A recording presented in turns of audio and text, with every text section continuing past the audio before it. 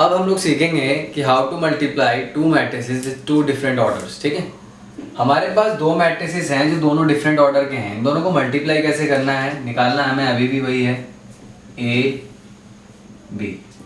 ठीक है, तो निकालेंगे कैसे? सपोज निकाल तो देंगे ही मल्टीप्लाई करके, लेकिन एक चीज़ सीखते हैं सबसे पहले, उससे पहले कि हम जो मल्टीप्लाई करने के बाद जो आएगा उसका ऑर्डर क्या आएगा। ये 2 इंटू 2 है, 2 इंटू 3 है ना। अभी तक तो हमें 2 इंटू 2 मिल रहा था, तो 2 इंटू 2 वाले को 2 इंटू 2 वाले से करा, भाई सेम ऑर्डर कहते तो सेम ही ऑर्डर आएगा। लेकिन यहाँ पे डील ये है कि भाई दोनों डिफरेंट ऑर्डर्स हैं, तो इनके जो आंसर आएंगे मल्टीप्लाई करने के बाद उनका ऑर्डर क्या आएगा वो देखना है हमको। तो देखिए यहाँ पे जो हमें दे रखा है, हम दोनों को लिख दो। एक दे रखा है 2 इंटू 2, इसको लिख दिया। एक ये दे रखा है 2 इंटू 3। तो आपको क्या करना है, जो दोनों अंदर वाले हैं, मतलब जो दोनों एंड्स वाले हैं, उनको निकाल दो, बाकी ये दोनों बचे। तो जो ऑर्डर आएगा वो क्या आएगा, 2 इंटू 3। समझ गए? तो किसी में भी आप ऐसे कर सकते हैं, ये अंदर वालों को दोनों को, मतलब इसका पहला, मतलब ऐसे करके कर लेना। अंदर पहला क्या मैं तुम्हें सिखाऊं, साफ समझ में आ रहा है? दोनों ऑर्डर को लिखना, इसका लास्ट वाला, इसका पहला, उन दोनों को कवर अप कर लेना। जो दोनों बच गए वही ऑर्डर आता है हमारे पास। ठीक है, तो 2 इंटू 3 का ऑर्डर आएगा। चलिए निकाल के देखते हैं आता है कि नहीं।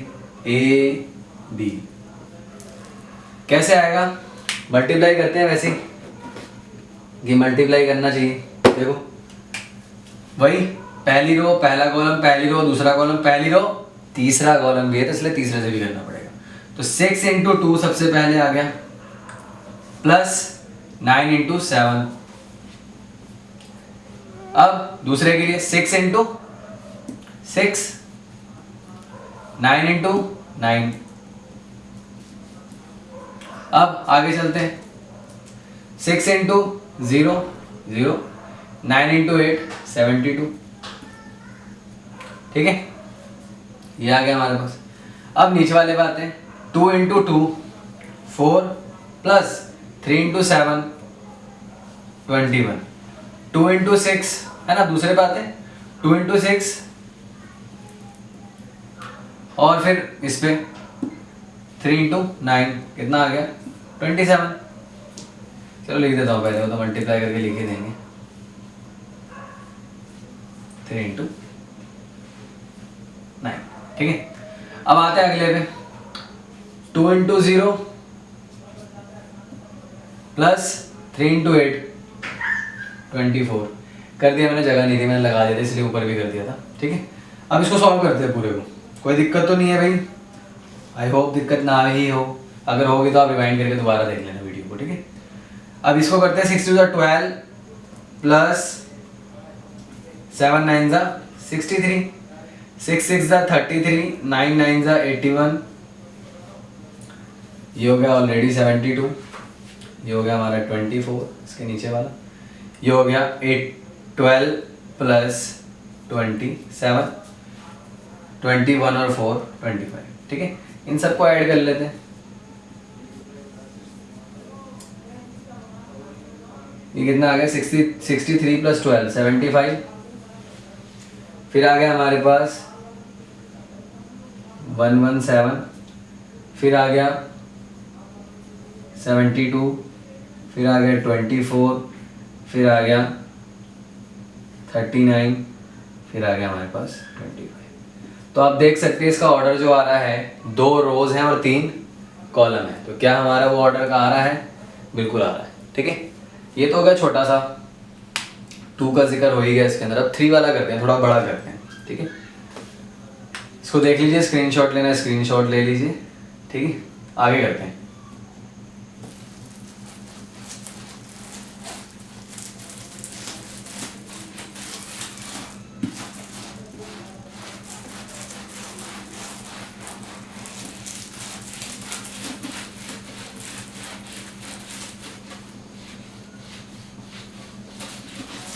तो अभी तक देखा हमने, जो बी था वो कहीं ना कहीं आगे, ए बी जो था वो आ गया। अब करते हैं थोड़ा सा और, कैसा? देखो ये वाला करते हैं। यहाँ पे एग्जांपल दे रखा है, एग्जांपल नंबर 16 आपके एनसीईआरटी किताब का, 1 1 -1। ठीक है, उसके बाद दे रखा है 2 0 3, उसके बाद दे रखा है 3 -1 2। बी कितना दे रखा है हमें, 1 3 0 2 -1 और 4। अब फिर से सबसे पहले हम इसको मल्टीप्लाई करने से पहले इसका ऑर्डर निकालने की कोशिश करेंगे कि ऑर्डर क्या आएगा, जो भी हमारा मल्टीप्लाई करने के बाद आएगा उसका ऑर्डर क्या आना चाहिए। तो यहाँ पे देखिए ये कितना है, 3 × 3 ऑर्डर है, यानी 3 × 3। ये कितना है, 3 × 2। ठीक है, ये है हमारे पास। तो मैंने बोला था इसका लास्ट और इसका पहला हटा दो, जो बच गया वो ऑर्डर आएगा, यानी ऑर्डर कितना आएगा, 3 × 2। आइए मल्टीप्लाई करके देखते हैं। करना अभी भी वही है हमें, पूरी रो को पूरे कॉलम के साथ, यानी इसको इससे फिर इसको इससे। ठीक है, यानी 1 × 1 1, 1 × 0 0। भाई 0 को किसी से मल्टीप्लाई करो, किसी से भी डिवाइड करो, 0 आता है। क्यों आता है, क्योंकि 0 का उसूल है, हम तो डूबे हैं सनम तुम्हें ले डूबेंगे। ठीक है, समझ गए। तो 1 × 1 1, 1 × 0 0, -1 × -1 कितना आएगा भाई, -+1। ठीक है, समझ गए। अब आते हैं 1 × 3 पे, सेकंड रो पे, वो सॉरी फर्स्ट रो है सेकंड कॉलम। 1 × 3 3, 1 × 2 2, -1 × 4 -4। ठीक है, अब इसको मल्टीप्लाई करते हैं। 2 × 1 2, 2 × 0 0, 3 × -1 -3। ठीक है, अब इस पे आते हैं। 2 × 3 6, 0 × 2 2, है ना, 0। आगे देखो 3 4 12, यानी हमें इसको इससे करना पड़ेगा। ठीक है, अब वापस आ जाते हैं थर्ड रो फर्स्ट कॉलम। 3 × 1 3, -1 × 0 0, 2 × -1 -2। ठीक है, अब इससे करते हैं 3 × 3 सेकंड कॉलम से। 3 × 3 9, -1 × 2 -2, 2 × 4 8। देखते हैं भाई क्या आता है सॉल्व करके। 1 1 2, 3 और 2 5, 5 में से 4 गए 1, 2 में से 3 गए -1, 6 और 12 18, 3 × 3 में से -2 गए 1, 9 और 8 17, 17 में से 2 गए 15। क्या ये 2 × 3 ऑर्डर का आया, 3 × 2 ऑर्डर का आया, इसका जैसा आया, बिल्कुल आया। 3 रोज हैं और 2 ही कॉलम है। ठीक है, तो ये हो गया हमारा कि हम कैसे किसी भी डिफरेंट मैट्रिसेस के ऑर्डर को मल्टीप्लाई करेंगे। ठीक है, ये हमारे पास डिफरेंट ऑर्डर का हो गया और इससे जो पिछली वीडियो थी वो सेम ऑर्डर की थी। ठीक है, अब यहाँ पे आते हैं मल्टीप्लिकेशन की कुछ प्रॉपर्टीज आती हैं। कौन कौन सी प्रॉपर्टीज आती हैं उसको भी देख लेते हैं कि भाई मल्टीप्लाई की प्रॉपर्टीज क्या होती हैं। एक बार इसको आप दोबारा देख लेंगे, कोई इशू होता है कमेंट बॉक्स में बता देना आप, और अगर फिर भी कोई इशू आता है वैसे तो आप रिवाइंड करके देख सकते हो, दोबारा समझ में आ जाएगा। ठीक है, कोई इतना मुश्किल नहीं है ये।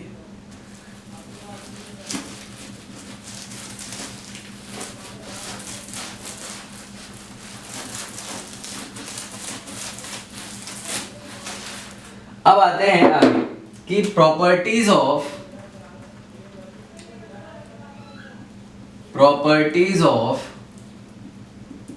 Multiplication of matrices.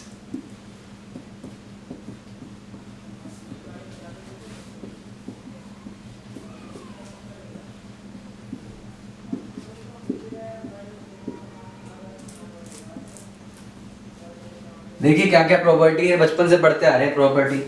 सबसे पहली प्रॉपर्टी आती है हमारे पास एसोसिएटिव प्रॉपर्टी। वो क्या है एसोसिएटिव प्रॉपर्टी, हम क्या करते हैं A B C is equal to A B C. ठीक है, हमारे पास ये आती है प्रॉपर्टी। हम क्या करते हैं ए बी और बी सी, मतलब ब्रैकेट के हिसाब से पहले ए बी को मल्टीप्लाई करेंगे, फिर जो सी आएगा उसको ए बी के साथ मल्टीप्लाई करेंगे। सेम यहाँ पे पहले बी सी को निकालेंगे, फिर ए से मल्टीप्लाई कर देंगे। उसके बाद आता है हमारे पास डिस्ट्रीब्यूटिव लॉ। दूसरा लॉ कौन सा आता है, डिस्ट्रीब्यूटिव लॉ। डिस्ट्रीब्यूटिव का मतलब क्या होता है, डिस्ट्रीब्यूट करना। ठीक है, बांटना। तो ये कैसे होता है, जैसे हमारे को ऐसे दे रखा होगा a × b + c, तो केक कटेगा दोनों में बटेगा, इसके पास भी जाएगा और इसके पास भी जाएगा, यानी a × b ab और a × c ac। पहले इसने केक खाया फिर इसने केक खाया। ठीक है, केक कटा दोनों ने खाया। केक कटेगा दोनों बैठेगा तो ए बी प्लस कितना आ गया ए सी। ये हो गया हमारे पास डिस्ट्रीब्यूटिव लॉ, यानी A into B plus C is equal to A B plus A C, simple. उसके बाद आता है existence of multiplicative of identity, यानी एग्जिस्टेंस ऑफ मल्टीप्लिकेटिव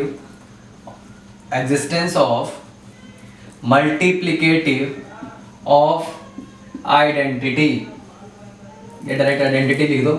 इसके अंदर क्या होता है हमारे पास, इसके अंदर हम क्या करते हैं, किसी भी आइडेंटिटी मैट्रिक्स को अगर हम ए से मल्टीप्लाई करते हैं, यानी किसी मैट्रिक्स को हम आइडेंटिटी मैट्रिक्स से मल्टीप्लाई करते हैं, तो वो या तो फिर आई इंटू ए लिखो या ए इंटू आई लिखो, यानी किसी भी आइडेंटिटी मैट्रिक्स को किसी ए मैट्रिक्स से मल्टीप्लाई करो या किसी मैट्रिक्स को आइडेंटिटी मैट्रिक्स से मल्टीप्लाई करेंगे तो हमारे पास क्या आएगा, हमेशा एक ए मैट्रिक्स आएगा, ठीक है। ये होता है हमारा एग्जिस्टेंस ऑफ मल्टीप्लिकेटिव आइडेंटिटी। हमारे पास 3 लॉ आ गए, ठीक है, डिस्ट्रीब्यूटिव, एसोसिएटिव और एग्जिस्टेंस ऑफ मल्टीप्लिकेटिव आइडेंटिटी। अब ये कहाँ यूज होंगे देखते हैं, आगे एक्सरसाइज वगैरह में यूज होंगे कि नहीं होंगे, ठीक है। लेकिन आपको क्या करना है, इतना कुछ आने के बाद आप एक्सरसाइज करने के लिए एबल हैं, ठीक है। If you want to start your exercise then you can start the exercise, otherwise in the next video will see the exercise 3.2, ठीक है। और इससे पहले आपको जो भी आगे सीखना है तो उससे आपको पिछली वीडियो जरूर देखनी पड़ेगी, जब ही आगे आएगा, वरना नहीं आएगा, ठीक है। तो इस चीज़ का ध्यान रखें।